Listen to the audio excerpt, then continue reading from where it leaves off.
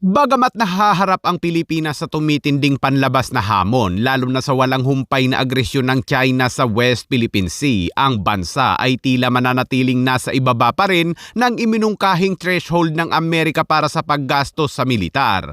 Habang sa Middle East naman, abay muli na namang sumiklab ang gulo. Yan ay matapos maglunsad ng mga ballistic missiles ang Iran at tinarget ang mga military base ng Amerika sa Kuwait at Bahrain.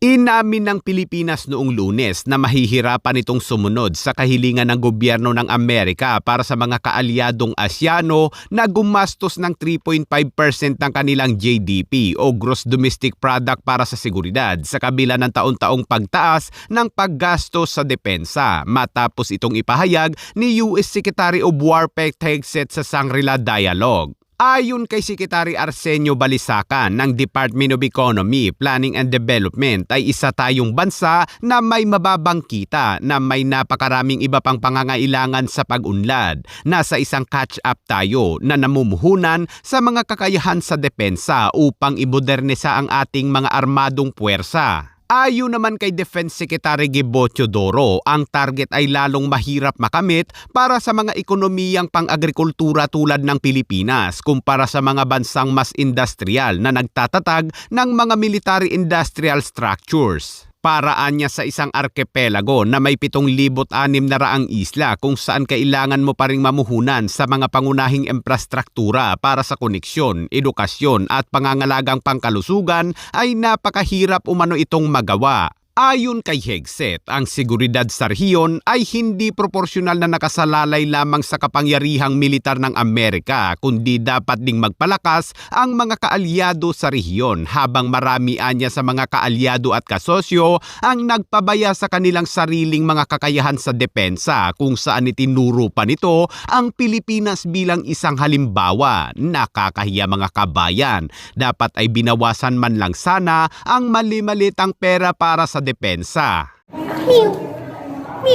Pero patuloy din namang dinadagdagan ng Administrasyong Marcos ang paggastos sa seguridad mula noong 2023 kung saan ang budget sa depensa ay umabot sa 423.7 billion pesos sa ilalim ng pambansang budget ng 2026. Tumaas ng 12% mula sa 378.9 billion pesos noong nakaraang taon. Sa kabila nito, ang kasalukuyang paggastos sa depensa ng bansa ay katumbas lamang ng 1.37% ng GDP ng bansa. Wala sa mga pangunahing kasosyo ng Amerika sa rehiyon ng Indo-Pacific ang kasalukuyang nakatugon sa 3.5% na benchmark na nais ng Amerika. At bukod sa Taiwan, ang Singapore at South Korea ang pinakamalapit na gumagastos sa humigit kumulang 2.8 hanggang 3% ng kanilang GDP ayon sa pagkakabanggit, habang ikinakasa na rin ng Japan ang pagtaas rin ng budget nito. Bagamat nahaharap ang Pilipinas sa tumitinding panlabas na hamon, lalo na sa walang humpay na agresyon ng China sa West Philippine Sea, ang bansa ay nasa ibaba pa rin ng iminungkahing threshold sa paggastos ng militar. Sinabi naman ni Panao na karamihan sa mga estado sa Asia ngayon ay malapit ng makatugon o malapit na sa threshold na ito, ngunit ang Pilipinas ay nasa ibaba pa rin ito at tila mapag-iiwanan na naman. Gayunpaman, sinabi ni Panao na para sa isang arkipelago na may malawak na hangganan at pinagtatalunang karagatan, ang kawalan ng balansing ito ay may isang estratehikong kahihinatnan na nagsasabing habang lumalawak ang mga militar sa rehiyon ay tumataas ang mga tensyon at ang Pilipinas ngayon ay nahaharap sa isang apurahang tanong. Maaari bang mabawi ng mga alyansa at diplomasya ang patuloy nitong kakulangan sa pamumuhunan sa depensa? Samantala, minanman na naman ng sandatahang lakas ng Pilipinas ang kabuuang 82 barko ng China sa West Philippine Sea.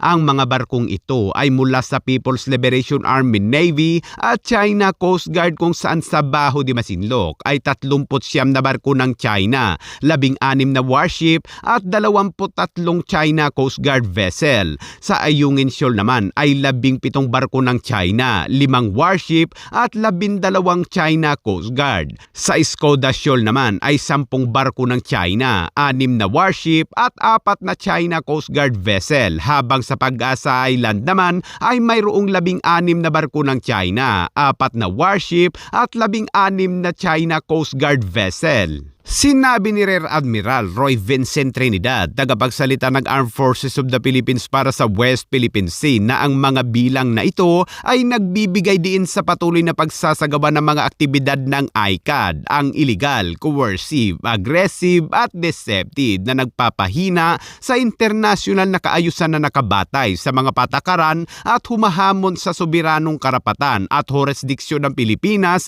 sa loob ng maritime domain nito. At sa ibang balita naman mga kabayan, kinumpirma ng US Central Command na muling umatake ang Iran gamit ang mga ballistic missiles at drone nito. Ayon sa report ay tinarget ng Iran ang US military base sa Kuwait, ngunit na-intercept ng US Interceptor ang 2 ballistic missiles ng Iran pati na ang mga one-way attack drone nito.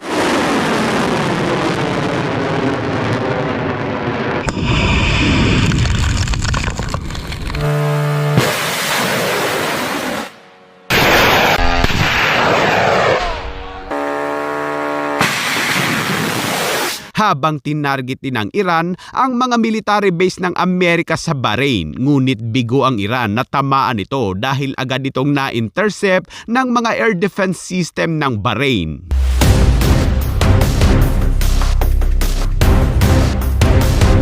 Bilang tugon ay agad namang naglunsad ng precision strike ang Amerika sa Iran at tinawag itong self-defense strike. Target ng attacking ito ang Qasim Island at winasak ang mga ground control station ng IRGC at iba pang mga assets nito.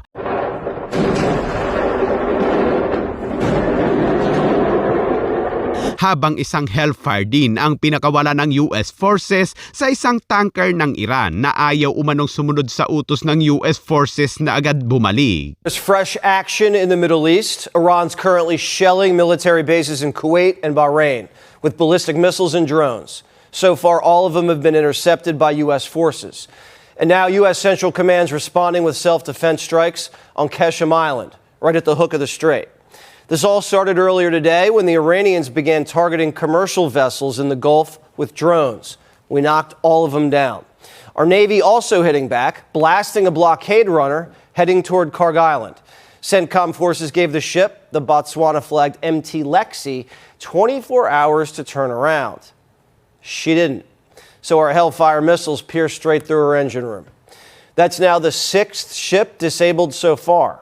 The message is clear. If you want to test the blockade, you're going to pay. The mullahs still have some fight in them, and they're also showing new signs of life.